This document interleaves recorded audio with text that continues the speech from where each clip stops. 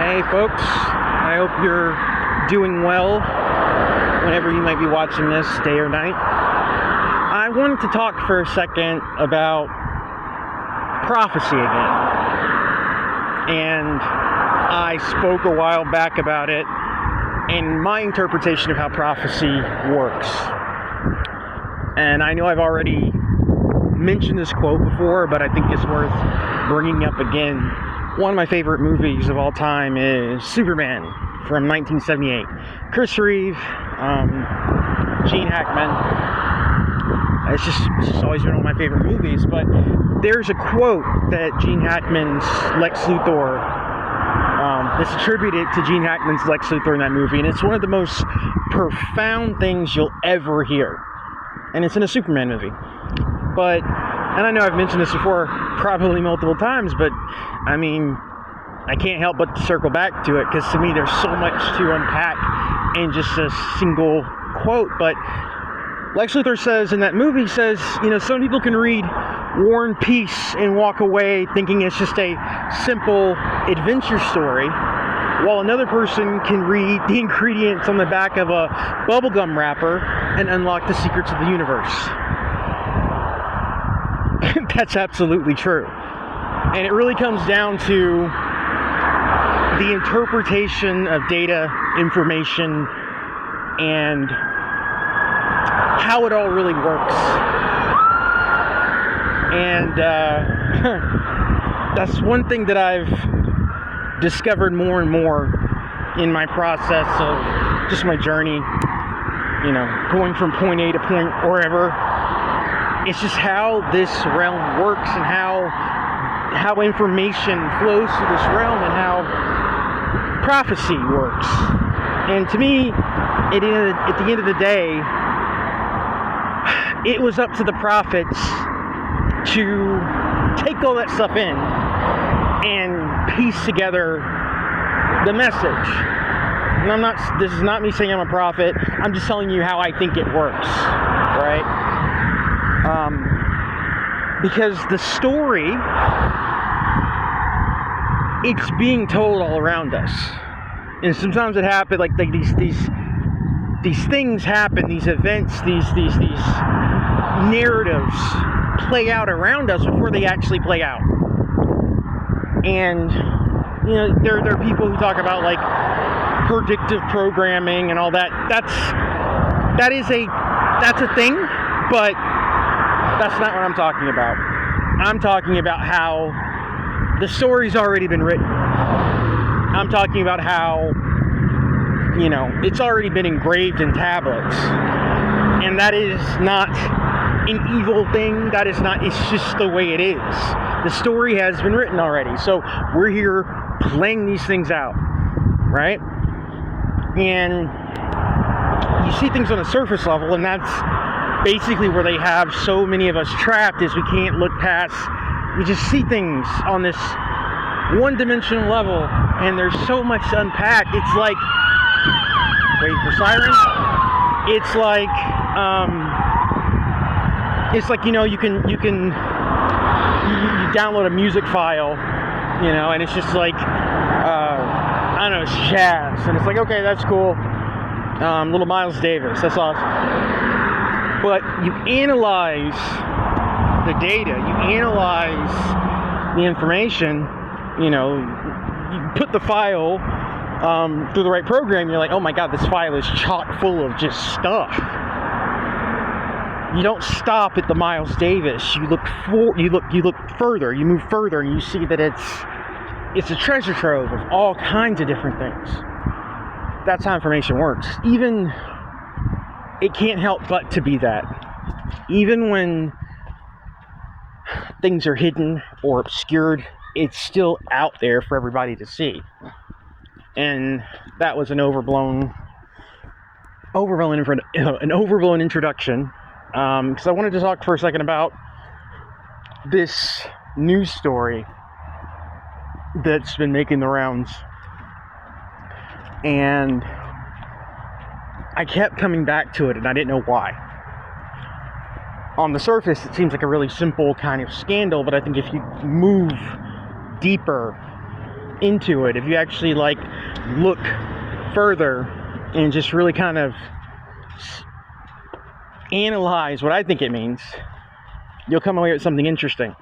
So in Scotland, this man, some kind of random business guy, he opens and he decides to get into the immersive, the whole immersive experience thing, where he wants to basically open up a immersive Willy Wonka experience for the public to come. So it's going to be, he's going to rent out this giant space. He's going to have candy, he's going to have treats, he's going to have waterfalls and all the crap that you would see in a Willy Wonka movie. But what's interesting about this, and it's going to cost $30 a head, or it did cost $30 a head per person, you know. What's interesting about this whole venture is that, well, two things. The first is that the company, or the man, or the individual behind said venture, his company was called House of Illuminati. Okay? And all of the promotional stuff, all of the inserts, all of that, it would have, you know, you would see the triangle and the eye at the center. So very esoteric kind of stuff, but this is what was appearing over. I cannot talk today. This is what was appearing in all the promotional stuff. And again, this company, House of Illuminati, is being attributed to this one guy. So the scandal comes into play where everybody shows up the day of, and they get to the warehouse, and there's like next to nothing there. They're expecting like a theme park, like an amusement park, like a Disneyland, like kind of a condensed Disney World kind of experience, because that's what was advertised. In all of the promotional stuff, I mean, it was just so elaborate. I mean, think of like Willy Wonka on steroids, and it had a listing for everything that would be all the different features. You know, everybody would get candy and 3-course meals and all this crazy stuff. All the interactive exhibits. It was really crazy, right? But they get there's nothing of the sort. It's just kind of a sparse like warehouse. There's like a few props up and really sad looking Oompa Loompas just kind of stationed around. Like, I think they were giving out like a couple of jelly beans to kids, or they ran out of candy early, whatever. And so naturally everybody lost their flipping mind, and it became a huge scandal. And everybody was talking about it, or a lot of people were talking about it, but I just couldn't help but see when I'm sitting there like watching the story again this morning, I'm like, oh, that's what it means. Think about it. House of Illuminati. Empty, shitty warehouse. I think it's that whole thing is a metaphor about how the illusion's crumbling. That whole thing is a metaphor for how it's all getting exposed. It's smoke and mirrors. None of it's real. And people are starting to see that. And you could say like, oh, okay, well, maybe there was some kind of larger ritual taking place. Maybe. But sometimes I really feel like I think that these things play out. And even the bad guys, they still play out these things. You know what I'm saying? Like, they still, like, you're still seeing prophecy in the mundane.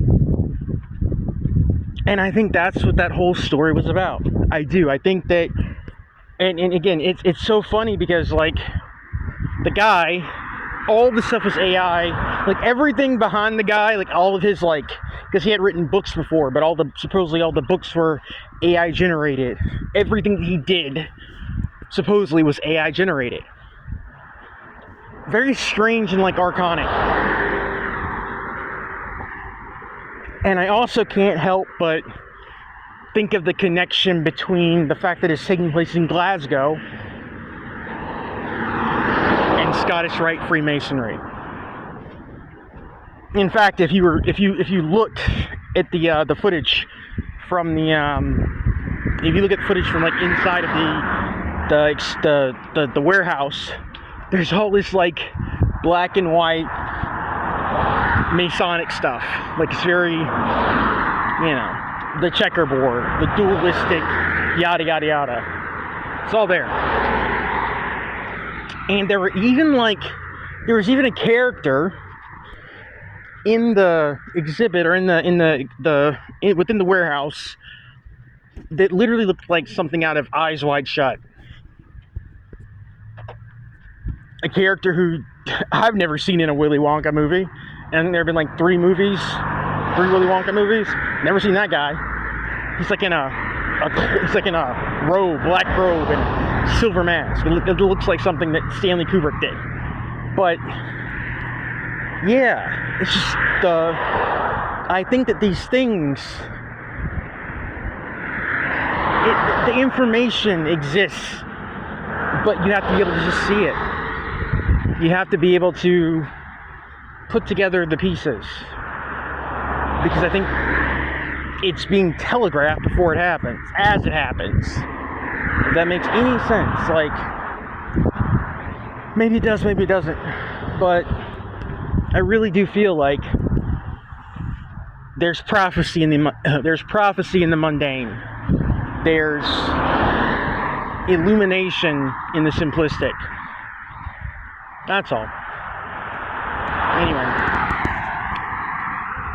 again, hope you guys are doing well, and I will talk to you when I talk to you.